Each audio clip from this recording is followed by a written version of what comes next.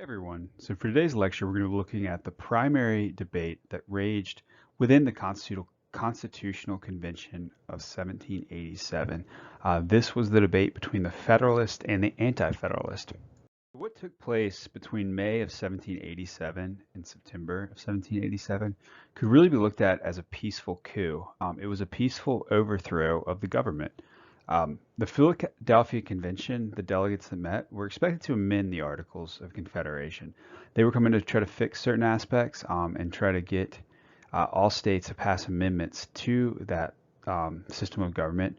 But instead, the founders decided to replace them. We learned all about that, the reason behind that, in our lecture on the Articles of Confederation. But these delegates actually had no popular mandate to replace the government. Instead, once they got together, they decided that this was the best course of action based on the deficiencies of the current government. So the public thought that these delegates from the states were going to be there to amend aspects of the articles, not to overthrow, not to have a coup. But one of the main reasons that the delegates there decided to completely change the government and create a new government with the Constitution was that they didn't represent the overall population. These people were actually the wealthy elite who were worried about the excessive democracy under the Articles, and they were worried about mob rule. They were worried about things they saw in like Shays' Rebellion and the whims and the desires of the people overtaking the government. So what they were thinking about was how they can change it. So you could see that how they didn't really represent the people is so. 0.1% of Americans at this point had a college degree, so very little, but over 50% of the delegates did. There were 7 state governors there. There were college presidents, college professors there. So this was the wealthy elite. These are the educated elite. They were really afraid of the whims of the masses. So they decided to do this quietly. They were a biased group. So we talked about a little bit in our last lecture about how the Constitution, how it took them a long time. There's a lot of debate within it. And the reason for there was a lot of debate, there's a lot of competing ideas of what to do. And there was a problem of the ratification that the state conventions had to approve the Constitution for it to become law. They had to have approval from all 13 states to be able to passed this new law to create basically this new form of government. So they had a lot of debate within that. That caused a long, drawn-out debate over the Constitution. Obviously, if you're going through all the colonies, they're going to have different desires, different wants for what they want in a government. This debate over ratification, 2 big factions grew out of the debate. The first one were the Federalists. The Federalists supported the Constitution as it was written, and they believed in a strong central government. And they really wanted the government to actively promote economic growth. One of the problems under the Articles was the inability to tax, the lack of a common currency, and the inability to control interstate commerce. So the Federalists really believed that the national government, a federal government, needed to be created to help support economic growth. So 2 of the leading Federalists were George Washington and Alexander Hamilton. These 2 were really helping to promote the idea that the federal government needed to be strong and centralized in order to fix the mistakes of the Articles of Confederation. So a good way to think about the Federalists is to think about what they would represent in modern day. So the Federalists would kind of represent more the Democratic Party and the policies of Barack Obama. These are people who believe that government should solve people's problems. They wanted the government to take a more active role, obviously controlling the economy, influencing the economy, and to have more power over people's lives in the idea of trying to help them and have a better functioning government. So modern day Federalists would believe in things such as raising taxes, creating cheaper college loans, having a welfare state, having Social Security for the elderly, and government bailouts for the banks. That is, government is taking an active role in the lives of the citizens and trying to fix problems in the society. So on the other side of the debate, they had the Anti-Federalist. Obviously, these are the group that were against the new Constitution. They believed in a weak national government. They were still afraid of the idea of tyranny, the idea of they had escaped from England, escaped from Great Britain, and they were afraid that putting too much power in a national government would limit the rights and limit those ideas of the Declaration of Independence for the citizens. So they believe that a strong central government would violate the people's rights and overwhelm the states. They believed in states' rights over this. They were promoters of like a lot of the ideas under the Articles of Confederation.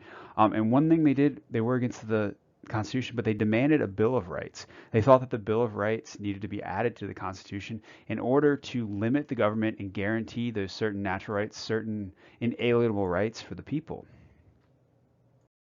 So some of the prominent anti-federalists actually came from the Commonwealth of Virginia. Patrick Henry, Thomas Jefferson, and George Mason were on the side of the anti-federalists. They argued for the idea of small government, for a weaker national government, and they thought that they needed a Bill of Rights included in this new Constitution to guarantee the citizens' rights over the national government. So the modern day anti-federalists would really represent the Republican Party, aspects of the Republican Party, the more conservative, traditionally conservative aspects, such as Mitt Romney. When he ran for president in 2012, kind of represented a lot of the ideas of the anti-federalists, the ideas of liberty, give people freedom, and they'll make the best choice. They don't need government to help them out. The individual initiative, the idea that individuals should be left to their own devices. In most cases, the government shouldn't have input into their lives, and the idea of free enterprise. People should be free to make money without the interference of the government. They should be left to the free market and capitalism. Modern-day anti-federalists would argue that there should be tax cuts for companies, that companies will make more money and contribute better to the economy when they pay less taxes, that people and companies should be left alone to make their own decisions. The government should not try to influence them, should not try to give them aid to get them to think a different way or do something different, that they are better making their own decisions. They would believe that less government spending and trying to cut government spending and in reducing the national debt. The idea of building up a lot of debt would go against the ideas of the anti-federalists. All right, so let's look at how federalism and anti-federalism would relate to the Roanoke Valley, how it relates to our local government and the world we have around us here. The question really becomes, what do we get from our government? What does our local government do for us? What does it offer us? Is it more active in our lives, or do they take a passive role, more like the anti-federalist idea? One way the government is definitely there is the idea of to help us in an emergency. We have police, we have fire trucks, we have ambulances. You call 911 if something happens, and we're expected that if something bad happens, the government will be there to help us. Our tax dollars pay for this. We also pay taxes in belief that our trash is going to be picked up, that once a week we'll put our trash cans on the curb, someone will come pick it up. And also when it snows, that there'll be snow plows, roads will be cleared eventually. It depends on the amount of snow and the difficulty getting that, but that's one of the things we get in return for paying taxes. The amazing teachers of Cave Spring High School, you have Mr. Poff and Mr. Lustig here. Their salaries are paid for from your taxes, mine included. I wouldn't be giving a lecture right now if your taxes didn't pay my salary. Let's examine what all this costs. So we know we get a little bit out of it, but what does it cost to have these things? Should we pay more taxes to have more services in Roanoke County, or should we pay less taxes to have less services, to have less government? So that's really the debate between the Federalists and the Anti-Federalists. So look at quickly, are these taxes fair in Roanoke County? So for real estate, you pay $1.09 per $100. For personal property, you pay $3.50 per $100. You pay a 5% tax on recreation and leisure, a 5% tax on communication, a 4% tax on dining out, a 7% tax on hotels. And Roanoke County 2 years ago, in 2017, raised $184 million in tax revenue. But that tax revenue was not enough to pay all their bills. So Roanoke County is actually in debt. As of 2 fiscal years ago, they are $160 million in debt. They pay $7 million a year in interest on that debt. So they're spending beyond what they bring in tax revenue. So in order to lower that debt, they would have to raise tax revenue or cut spending. So the average Roanoker makes about $31,864 a year. And that they pay $1,913 to Roanoke County to pay for its services. So on average, that's what the average person pays.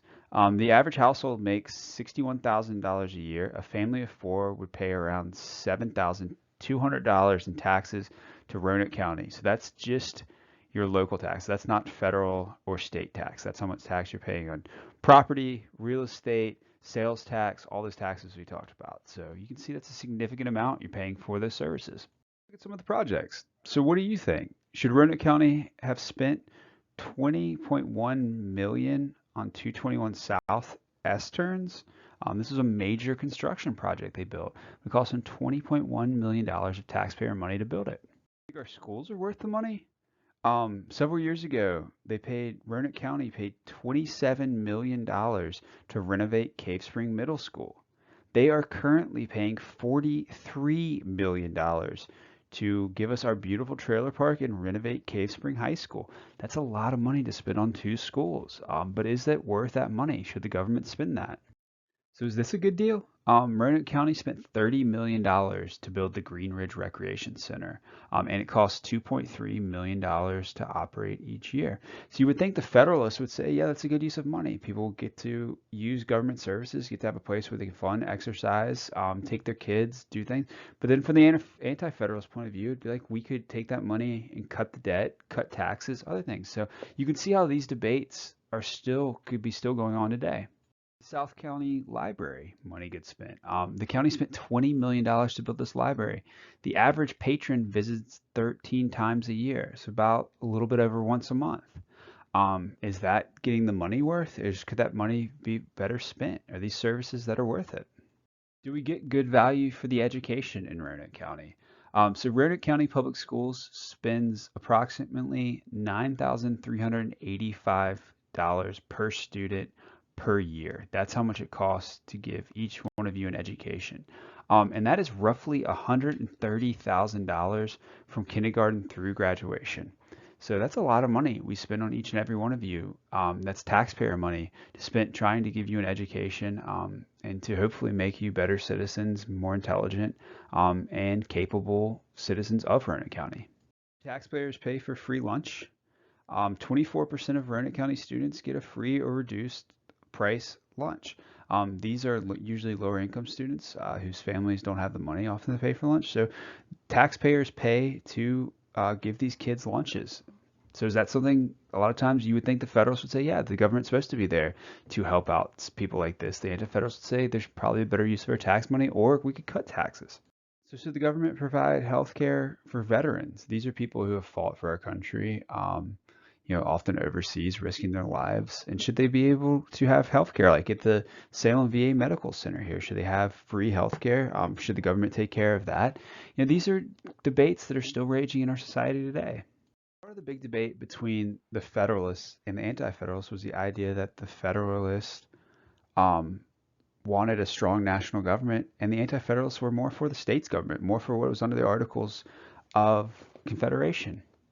Should states be able to legalize marijuana even though it is on the controlled substance list?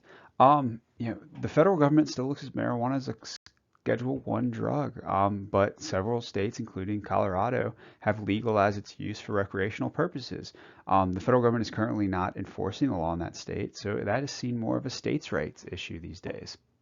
The national government forced all states to recognize same-sex marriage. This has been hotly debated. The Supreme Court made a decision in 2004 to recognize gay marriage, and it has been adopted throughout the country. But certain states have pushed back against this, saying they should have the right to decide. Alabama has been one of them that has fought back against the idea of gay marriage. States be able to enforce different types of gun control within their own borders, or are the Second Amendment rights applied nationwide? Do they apply to everybody? So these are just things that debates common today that we see in the news that that can be applied to the idea of anti-federalists and federalists. The national government stops states from having sanctuary cities and deport illegal aliens. So with the debate over immigration, certain cities and certain states have said they're not going to deport people in these cities in different areas. And the federal government has said that, yeah, you have to. We're going to come in and do it for you if you don't do it. So this is a debate between states' rights and national government, federal rights. Maybe one of the biggest issues today is the idea that should national government be able to force states to offer health care to people who traditionally cannot afford it? Should the government be involved in healthcare. This is a huge debate right now within the Democratic Party, within the Democratic presidential race, and so this is a big issue between should the Federalist idea of the government should supply services for the people, healthcare, and the anti-federalist idea, which is people should be left to their own devices, should be left to the free market. So that's the idea of the debate in healthcare.